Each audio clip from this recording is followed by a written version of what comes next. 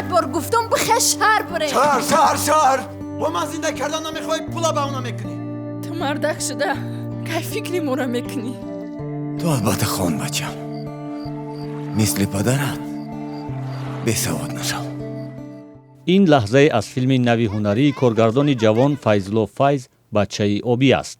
فیلم در ساحل و داخل آبانبار قیراقم در مکان ثبت فیلم پدر مهتابی کارگردان مرحوم بختیار خداینظرов نواربرداری شده است.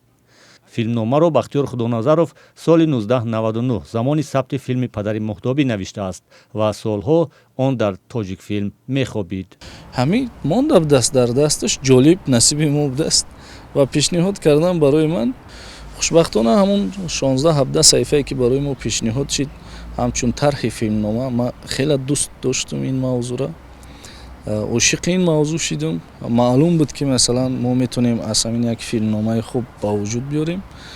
آمادگی به تهیه بچه آبی تقریبا 2 سال ادامه کرده است.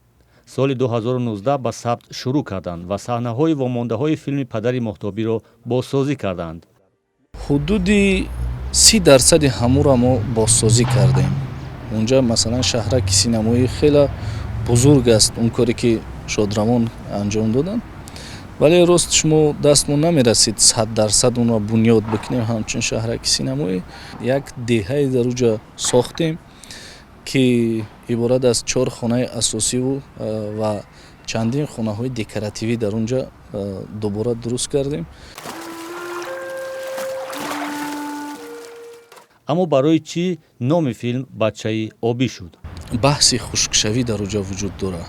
یک بچه آبی، یک نفری که با آب کلان شد، یک دهه‌ای که در عموم مثلا عمرشون نزد آب صرف شد، یکی اونها احساس میکنن که روز تا روز مثلا طبیعت برای اونها یک هدیه های عجیب غریب میاره و اونها احساس میکنن مثلا نیست شوی ماهی، مثلا کم شدن آب، مثلا مناسبتی بدی انسان ها با طبیعت.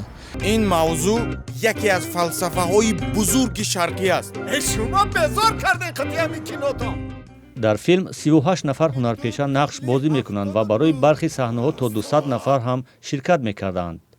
قهرمان اساسی فیلم از ازبکستان، صدابردار و آرایشگر از قرقیزستان دعوت شده بود. دیگه سناریو با مانند نیست سناری نصب شدن حالا کینا شاید میبینیتون. بعد من این توی این رول باز نکردیم.